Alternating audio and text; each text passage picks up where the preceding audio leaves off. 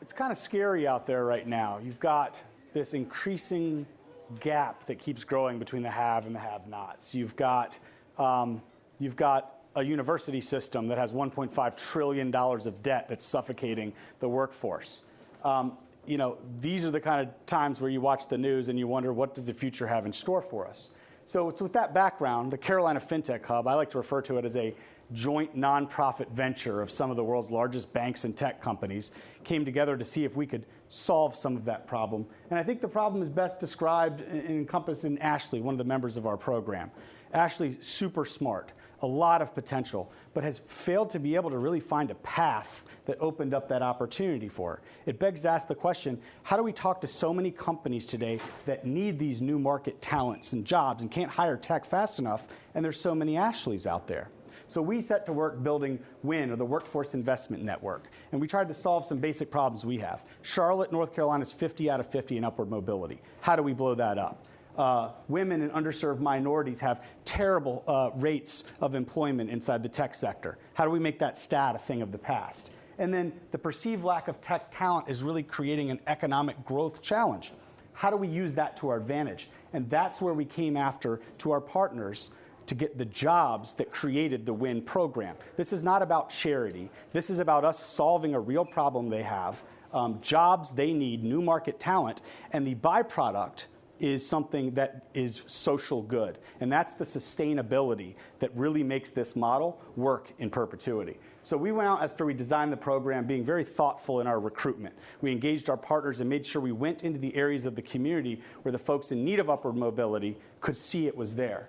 And then we selected a partner around assessment, Catalyte, who has this artificial intelligence-based model for assessment that can test and understand with over 85% accuracy the aptitude someone has who's never seen a college, who's never coded before, and that they would do really well and be a high performer in that area. And then we partnered with Tech Talent South, and we created a program with over 700 hours of Java training. The first 3 months, they're 5 days a week in the classroom. The second 3 months, they're 2 days a week in their actual job that we've given them, and they're getting paid from day one to do all of this.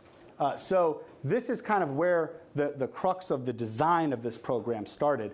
And as a sitting city councilman for Charlotte, upward mobility challenges were something we were very familiar with. We couldn't expect these folks to do well at this new opportunity when they were carrying the baggage of upward mobility that brings along. So we gathered the entire city and all the different functions we had for someone like a Bryant who was formerly homeless not that long ago. And we were providing affordable housing, transportation, food, clothing, childcare, all the things that make someone like a Bryant be able to focus all of his attention on the program at hand and not be distracted by the things that have also given him challenges to get that upward mobility in the past. So over 1,000 folks applied. We got to about 350 after the assessment period. We did 70 in-person interviews, and 33 folks made the first 6-month cohort. And the demographics were amazing. Over a third were female. Almost half were African American. Another quarter was Hispanic and Asian. The age gamut ranged across the bucket, and the median income, annual median income of folks coming in was $10,500. We were able in our program to increase that in a 3-year window by $85,500. That is upward mobility. So if you look at, before we even knew about the $1 billion wage gain challenge, our median incomes coming in the program were $10,500. They got a check on day one, annualized at $30,000 a year. It jumps to $35,000 annualized at the second 3 months. And the first day of month 7, they're now at FTE at the bank, and they make $55,000 a year. They have an employment contract, and that is happening. Over that 36 months, we anticipate conservatively an $85,500 salary increase with all of the wraparound services, and that only costs us now, in these early stages, $16,000 on average per student. So our goal for Charlotte is 200 at max maturity, 100 in each 6-month cohort, and that would impact $17.1 million in wage gain. And if you look at our other partners we're working closely with in Charlotte, it's healthcare, energy, and logistics, the big 4. That brings us to $68.4 million in those 4 industries at full maturity of wage gain impact.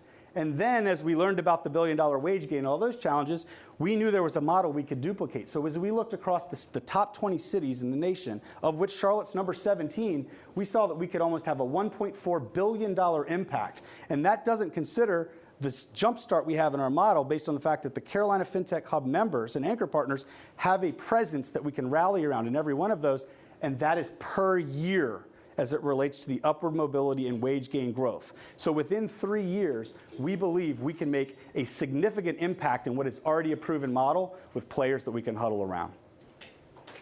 Thank you.